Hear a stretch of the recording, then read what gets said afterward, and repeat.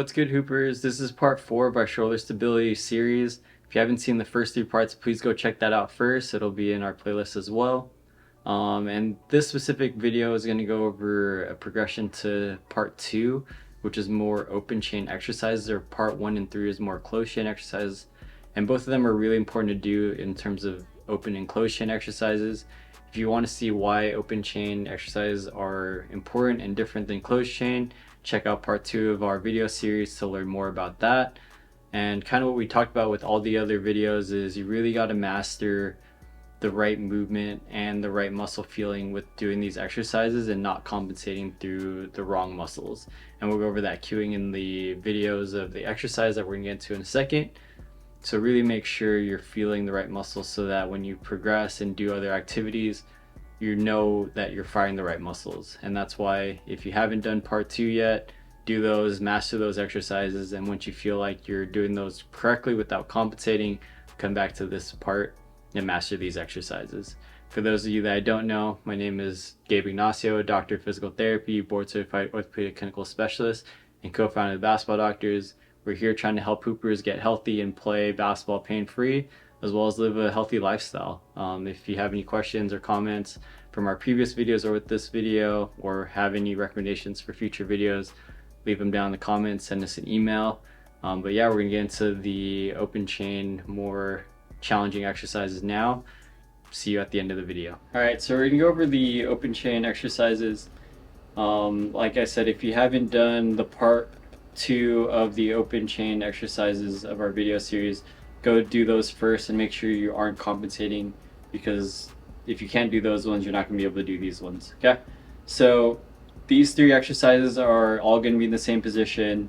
You could work on 2 to 3 sets of like 12 to 15 reps. You could slowly grab weights. I would start at like 2 pounds and work your way up to maybe 5 pounds, at most 10 pounds. You don't need a lot of weight for these exercises because these muscles are more endurance muscles, not strength and power muscles. So these need you to work in that endurance rep range and set range. So the concepts of cueing are all kind of the same as part 2 of like the open chain exercises. So we're gonna get after it. The first one is W's, and these ones are gonna bias your shoulder external rotators and your mid trap.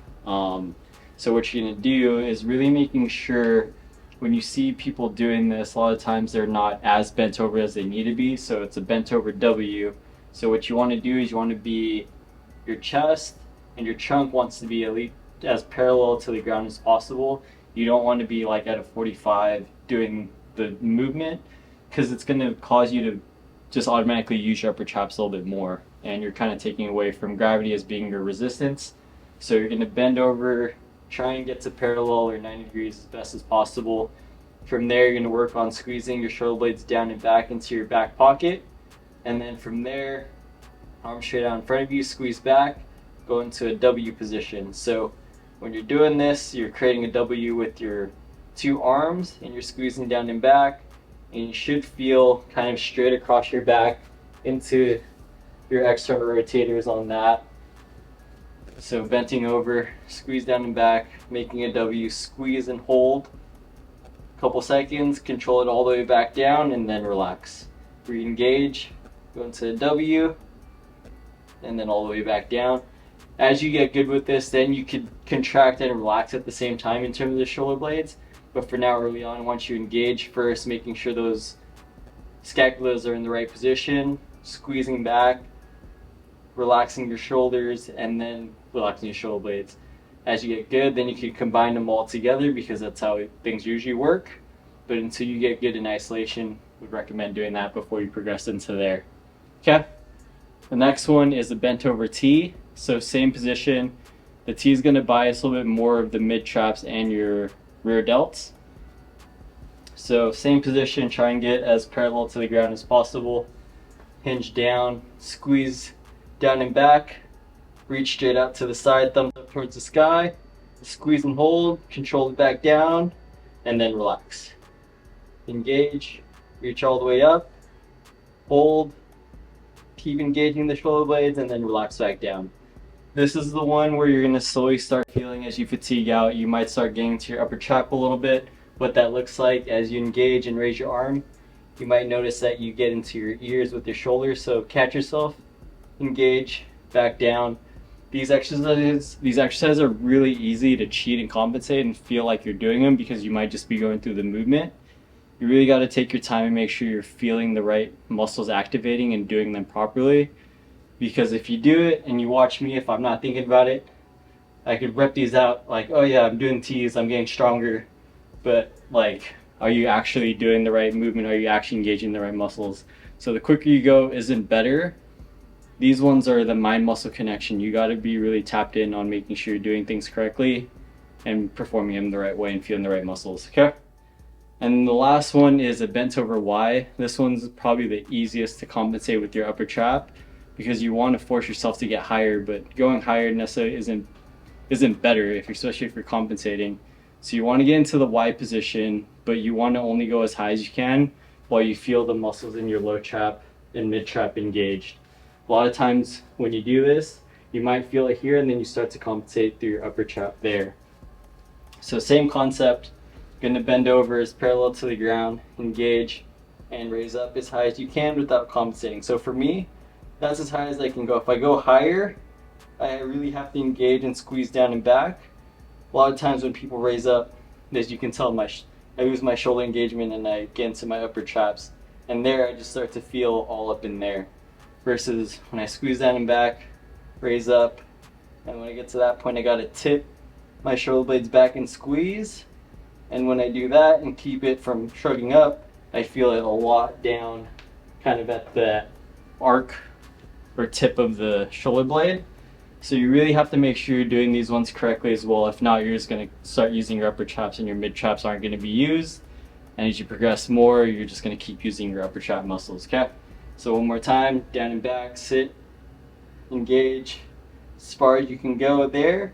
And then to get higher, really think about squeezing down and back into your back pockets, elbow straight, control it back down. So like I said, very easy to compensate with this movement, but the more you're focused, the more you're in tune with your body, the better you'll be able to perform these exercises and feel the right muscles that you need to be. The Ys are really good for biasing the lower trap muscles.